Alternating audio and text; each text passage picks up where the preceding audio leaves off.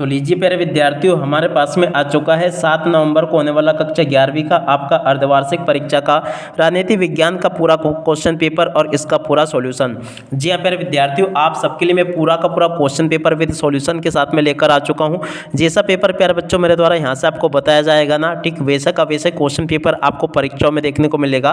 तो आप लोग प्यारे बच्चों यहाँ से कक्षा 11वीं अर्धवार्षिक परीक्षा 2025-26 के राजनीति विज्ञान विषय के इस पेपर को अच्छे से देख लें और पूरा का पूरा पेपर समझ लें, क्योंकि देखो प्यारे बच्चों, जैसा पेपर मैं आपको यहाँ पर बताऊंगा ना, ठीक वैसा का वैसे क्वेश्चन पेपर आपका परीक्षाओं में आपको देखने को मिल जाएगा। अब चलो मैं आपको एक एक करके सभी क्वेश्चन के आंसर को अच्छे प्रकार से बताता हूं कि आपका कक्षा 11वीं अर्धवार्षिक परीक्षा का राजनीति का पेपर आपको परीक्षाओं में देखने को कैसा मिलेगा। देखिएगा प्यारे बच्चों, आपके लिए पूरा का पूरा एकदम रियल वाला पेपर लेकर आ चुका हूं। जैसा पेपर प्यारे बच्चों मैं यहाँ पर आपको बताऊंगा ना, ठीक वैसा का वैसे क्वेश्चन पेपर आपको परीक्षाओं में देखने को मिलेगा। एक भी क्वेश्चन का आंसर प्यारे बच्चों यहाँ से आपका मिस नहीं होगा। देख सकते हो सभी के सभी क्वेश्चन जैसे मैं आपको बताऊंगा ना, ठीक वैसा का वैसे क्वेश्चन पेपर आपको परीक्षाओं में देखने को मिलेगा। अब चलो मैं आपको एक एक करके सभी क्वेश्चन और उन क्वेश्चन के आंसर बता देता हूं। देखिएगा प्यारे बच्चों, कक्षा 11वीं अर्धवार्षिक परीक्षा 2025-26 का ये राजनीति विज्ञान विषय का पेपर है, जिसमें टोटली आपसे 23 क्वेश्चन पूछे जाएंगे और 80 अंकों का पूरा पेपर आपका होने वाला है। देख लीजिएगा, इसी प्रकार का क्वेश्चन पेपर आपको परीक्षाओं में देखने को मिलेगा। एक भी क्वेश्चन का आंसर प्यारे बच्चों यहाँ से आपका मिस नहीं होगा। अब चलो मैं आपको एक एक करके इन सभी क्वेश्चन के आंसर बताता हूँ, ताकि आपको पूरा का पूरा क्वेश्चन पेपर प्यारे बच्चों ये अच्छे प्रकार से समझ में आ सके। तो देखिएगा प्यारे बच्चों, ये आपके पेपर का कोड होने वाला है, देख सकते हो। इसी प्रकार के पूरे क्वेश्चंस आपके पेपर में परीक्षा में पूछे जाएंगे, जैसे कि मैं आपको बता रहा हूँ। अब चलो मैं आपको एक एक करके सभी क्वेश्चन और उन क्वेश्चन के उत्तर बताता हूं। तो देखिएगा प्यारे बच्चों, यहाँ से आपके पेपर की शुरुआत होती है। जैसा पेपर प्यारे बच्चों मैं आपको बताऊंगा ना, ठीक वैसा का वैसे क्वेश्चन पेपर आपको परीक्षाओं में देखने को मिलेगा। पहला क्वेश्चन पूछा, सही विकल्प चुनकर लिखिए। पहला क्वेश्चन पढ़ते हैं, क्या पूछा है, व्यवस्थापिका का कार्य है। देखो प्यारे बच्चों, व्यवस्थापिका का कार्य क्या है, इसका है न्याय करना, कानून बनाना, प्रशासन चलाना, या इनमें से कोई नहीं। देखो प्यारे बच्चों, इसका राइट आंसर आपका आ जाएगा कानून बनाना, ठीक है। और अब अगला क्वेश्चन, निम्नलिखित में से संघात्मक शासन प्रणाली की विशेषता नहीं है। तो देखो प्यारे बच्चों, ये जो क्वेश्चन आपसे पूछा है ना, इसका राइट आंसर आपका आ जाएगा शक्तियों का केंद्रीकरण, ठीक है ना प्यारे बच्चों। बी नंबर का इसका राइट आंसर होगा ये वाला। अब चलो मैं आपको इसके बाद में बाकी जो क्वेश्चन पूछे हैं एक एक करके सभी क्वेश्चन के उत्तर बताता हूँ। यहाँ पर क्वेश्चन पूछा है, लोकसभा को भंग करने का अधिकार शक्ति किसके पास है। तो देखो प्यारे बच्चों, लोकसभा को भंग करने का अधिकार किसके पास है, तो देखो इसका राइट आंसर प्यारे बच्चों आपको राष्ट्रपति लिख देना है। और अब अगला क्वेश्चन, सरपंच कितने वर्षों के लिए चुना जाता है। तो देखो प्यारे बच्चों, सरपंच जो है ना 5 वर्षों के लिए चुना जाता है, 5 वर्ष, ठीक है। और अब अगला क्वेश्चन, संविधान सभा की महिला सदस्य थी। देखो प्यारे बच्चों, संविधान सभा की महिला सदस्य कौन थी, तो देखो उसका राइट आंसर आपका आ जाएगा सरोजनी नायडू, ठीक है। और अब अगला क्वेश्चन प्यारे बच्चों पढ़ते हैं, यहाँ पर क्या दे रखा है। आप लोग अच्छे प्रकार से प्यारे बच्चों इस क्वेश्चन के उत्तर को देख कर जाना, ताकि आपको ये पूरा पेपर अच्छे से समझ में आ सके, ठीक है।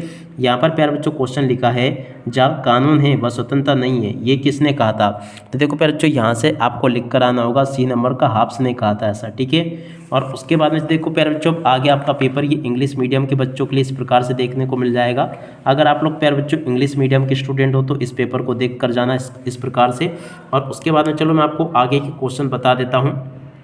तो देखो प्यारे बच्चों, आगे आपके पेपर में परीक्षाओं में इस प्रकार से क्वेश्चन पूछे जाएंगे, पंचायती राज व्यवस्था को सर्वप्रथम लागू करने वाला राज्य था। देखो प्यारे बच्चों, पंचायती राज व्यवस्था को सर्वप्रथम लागू करने वाला राज्य कौन सा था, राजस्थान। क्या लिखोगे प्यारे बच्चों, यहाँ पर आप लोग राजस्थान लिख कर आओगे, ठीक है ना, राजस्थान इसका राइट आंसर होगा। और अब अगला क्वेश्चन, मानवाधिकार दिवस प्रतिवर्ष मनाया जाता है। तो देखो प्यारे बच्चों, मानवाधिकार दिवस प्रतिवर्ष कब मनाया जाता है, तो देखो उसका राइट आंसर आपका आ जाएगा 10 दिसंबर को मनाया जाता है। क्या लिखोगे, 10 दिसंबर, ठीक है। और उसके बाद में चलो प्यारे बच्चों आगे बढ़ते हैं, आगे के सभी क्वेश्चन और उन क्वेश्चन के उत्तरों को देखते हैं। देखो प्यारे बच्चों, आगे आपके पेपर में परीक्षा में क्वेश्चन इस प्रकार से पूछे जाएंगे, जैसे कि आपको मैं बता रहा हूँ। यहाँ पर क्वेश्चन पूछा है, न्यायिक पुनरावलोकन की शक्ति के पास होती है। तो देखो प्यारे बच्चों, न्यायिक पुनरावलोकन की शक्ति सर्वोच्च न्यायालय के पास होती है। क्या लिखोगे प्यारे बच्चों, यहाँ से आप लोग सर्वोच्च इस प्रकार से लिखोगे, सर्वोच्च, और उसके बाद में न्यायालय के पास ये शक्ति होती है। और अब अगला क्वेश्चन प्यारे बच्चों, लोकसभा सदस्य बनने की आयु वर्ष निर्धारित है। देखो प्यारे बच्चों, लोकसभा सदस्य बनने के लिए आयु कितनी वर्ष निर्धारित है, देखो यहाँ से आपको लिख कर आना होगा 25 वर्ष। और अब अगला क्वेश्चन, रेलवे सूची का विषय है। तो देखो प्यारे बच्चों, रेलवे जो है ना संघ सूची का विषय, क्या लिख कर आओगे, यहाँ पर संघ सूची का विषय है।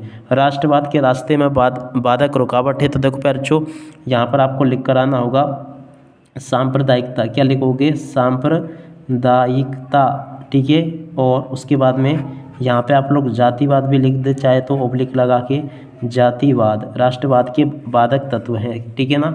ऐसे बहुत सारे हैं, सांप्रदायिकता, जातिवाद, अशिक्षा, आतंकवाद, ये सारी राष्ट्रवाद के मामले में रुकावटें हैं, ठीक है। और अब अगला क्वेश्चन यहाँ से प्यारे बच्चों आपसे सत्य असत्य पूछे गए हैं, तो चलो मैं आपको सत्य असत्य बताता हूँ।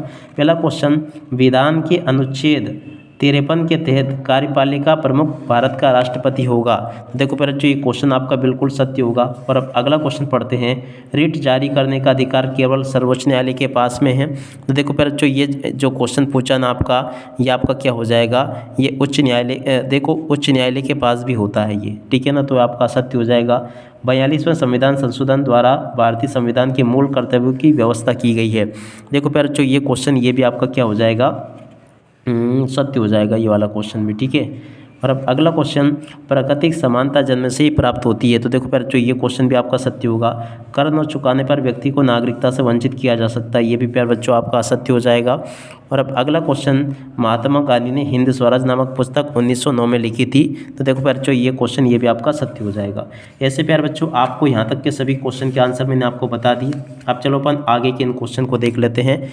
यहाँ पर प्यारे बच्चों आपसे क्या क्वेश्चन पूछा है, संविधान निर्माता, तो देखो इसकी जोड़ी का नाम प्यारे बच्चों आपको होगा डॉक्टर भीमराव अंबेडकर से। राष्ट्रपति की आपातकालीन शक्तियाँ, तो देखो प्यारे बच्चों राष्ट्रपति की आपातकालीन शक्तियाँ किस में है, इसकी जोड़ी का प्लान प्यारे बच्चों आपका ए से हो जाएगा। धार्मिक स्वतंत्रता की जोड़ी का प्लान प्यारे बच्चों आपको करना होगा बी से। और पंचायती राज में महिलाओं का आरक्षण, तो देखो प्यारे बच्चों 33% से हो जाएगा। अनुच्छेद 44 की जोड़ी का प्लान प्यारे बच्चों आपको किससे करना होगा, इसकी जोड़ के प्लान प्यारे बच्चों आपका हो जाएगा विधि के समक्ष समानता से, ठीक है। और उसके बाद में देखो प्यारे बच्चों यहाँ तक के इन क्वेश्चन के उत्तर मैंने आपको बता दिया। प्लेटो की जोड़ के प्लान प्यारे बच्चों आपका, प्लेटो की पुस्तक तो देखो रिपब्लिक होगी, ए थ्योरी ऑफ जस्टिस, तो देखो प्यारे बच्चों प्रोफेसर रोल्स की होगी, ठीक है। तो यहाँ से प्यारे बच्चों आप लोग इसको देख लें और पूरा का पूरा इसको समझ लें। अब उसके बाद में देखो प्यारे बच्चों आ गया, आपको मैं इन क्वेश्चन के उत्तर बताता हूँ। यहाँ पर प्रश्न नंबर 5 में आपसे एक वाक्य फिर एक शब्द में उत्तर पूछे गए हैं। पहला क्वेश्चन पूछा है, भारत की केंद्रीय व्यवस्थापिका को क्या कहा जाता है। देखो प्यारे बच्चों भारत की केंद्रीय व्यवस्थापिका को क्या कहते हैं अपन, संसद, क्या लिखोगे, संसद, इसका राइट आंसर आ जाएगा, ठीक है। तो यहाँ से प्यारे बच्चों आप लोग इसको देख लें। और अब अगला क्वेश्चन, मुख्यमंत्री किसे अपना त्यागपत्र देकर पदमुक्त हो सकता है। देखो प्यारे बच्चों इस क्वेश्चन का उत्तर क्या लिखोगे, मुख्यमंत्री किसे अपना त्यागपत्र देता है, तो देखो प्यारे बच्चों उसका राइट आंसर आपका आ जाएगा राज्यपाल, क्या लिखोगे, राज्यपाल। नेल्सन मंडेला कहाँ के नेता थे, तो देखो प्यारे बच्चों उस क्वेश्चन का राइट आंसर आपका आ जाएगा दक्षिण अफ्रीका के नेता थे, ठीक है। और अब अगला क्वेश्चन, संपत्ति के अधिकार का उल्लेख कौन से अनुच्छेद में था, लिखिए। देखो प्यारे बच्चों चौथे नंबर का जो क्वेश्चन आपसे पूछा है ना, इस क्वेश्चन का उत्तर आपका क्या आएगा, अनुच्छेद 31 में, ठीक है ना प्यारे बच्चों। तो यहाँ पे आपको क्या लिखोगे, अनुच्छेद 31 में इसका उल्लेख था, ठीक है ना। तो यहाँ से आप लोग लिख लें अनुच्छेद 31 और 44 में संशोधन द्वारा प्यारे बच्चों इसको अधिकार बना, कानूनी रूप से इसको अधिकार बना दिया था, हटा। और अब अगला क्वेश्चन, संपत्ति फ्रांसीसी क्रांति का नारा कौन सा था, तो देखो प्यारे बच्चों स्वतंत्रता, समानता और बंधुत्व, क्या था इसका नारा, स्वतंत्रता और उसके बाद में समानता, क्या लिखोगे, समानता और उसके बाद में बंधुत्व, ये इसका नारा था, ठीक है ना। तो यहाँ से आप लोग लिख लें। और डॉक्टर भीमराव अंबेडकर ने किस मौलिक अधिकार को भारतीय संविधान की आत्मा कहा था। देखो प्यारे बच्चों डॉक्टर भीमराव अंबेडकर ने किस मौलिक अधिकार को संविधान की आत्मा कहा था। देखो इसका राइट आंसर आपका आ जाएगा संवैधानिक, क्या लिखोगे, संवैधानिक उपचारों का अधिकार। तो यहाँ से लिख ले संवैधानिक उपचारों का और उसके बाद में अधिकार, इसका राइट आंसर आ जाएगा, ठीक है। इसका राइट आंसर प्यारे बच्चों ये होगा। और अब अगला क्वेश्चन, शासन का वे अंग जो कानून को लागू होता है, तो देखो प्यारे बच्चों लागू करता है उसको क्या कहते हैं, इसको प्यारे बच्चों अपन कहते हैं कार्यपालिका, क्या लिखोगे, कार्यपालिका, इसका राइट आंसर आ जाएगा, ठीक है। तो यहाँ तक कि प्यारे बच्चों मैंने आपको सभी क्वेश्चन के आंसर बता दिए। उसके बाद में देखो इंग्लिश मीडियम के बच्चों के लिए क्वेश्चन दिए रखे हैं। उसके बाद में यहाँ से आप लोग इन क्वेश्चन के उत्तर को अच्छे से देख कर जाना, जैसा कि मैं आपको बता रहा हूँ। देखो यहाँ पर क्वेश्चन पूछा, संविधान सभा के देशी रियासतों के लिए कुल कितने स्थान रिक्त किए गए थे। देखो प्यारे बच्चों उस क्वेश्चन का उत्तर ये दे रखा है और उसके अतवाले क्वेश्चन का उत्तर ये लिखा प्यारे बच्चों, संविधान सभा के 2 कार्य लिखी है। इस क्वेश्चन के उत्तर को प्यारे बच्चों यहाँ से देख लें आप लोग। और अब अगला क्वेश्चन पढ़ते हैं क्या पूछा है। एक एक करके प्यारे बच्चों आपको मैं सभी के सभी क्वेश्चन और उन क्वेश्चन के उत्तर बता रहा हूँ। प्रश्न नंबर 7 पूछा है प्यारे बच्चों, तो देखो 7वें क्वेश्चन के उत्तर को यहाँ से देख लो, ये पूछा गया है। 7वें के अत वाले क्वेश्चन का उत्तर प्यारे बच्चों ये पूछा है, इसको देख लें। अब चलो मैं आपको आगे के सभी क्वेश्चन और उन क्वेश्चन के उत्तर और बता देता हूँ। प्रश्न नंबर 8 पूछा संघात्मक शासन की 2 विशेषताएं। देखो प्यारे बच्चों संघात्मक शासन की 2 विशेषताएं यहाँ से देखकर लिख दो, ये लिखी है। और स्थानीय स्वशासन की आवश्यकता क्यों होती है, इस क्वेश्चन के उत्तर को प्यारे बच्चों यहाँ से लिख दो। और अब अगला क्वेश्चन संघवाद क्या है लिखिए। तो देखो प्यारे बच्चों संघवाद क्या है, इस क्वेश्चन के उत्तर को यहाँ से देखकर लिख दो। राज्यसभा के मनोनीत सदस्यों की नियुक्ति किन किन क्षेत्रों में की जाती है, इस क्वेश्चन के उत्तर को यहाँ से देखकर लिख दो। और अब अगला क्वेश्चन प्यारे बच्चों देखते हैं, सार्वभौमिक वयस्क मताधिकार से आप क्या समझते हैं, इस क्वेश्चन के उत्तर को प्यारे बच्चों यहाँ से देखकर लिख दो। भारतीय निर्वाचन प्रणाली के 3 दोष प्यारे बच्चों यहाँ से देखकर लिख देना, ये लिखे हैं।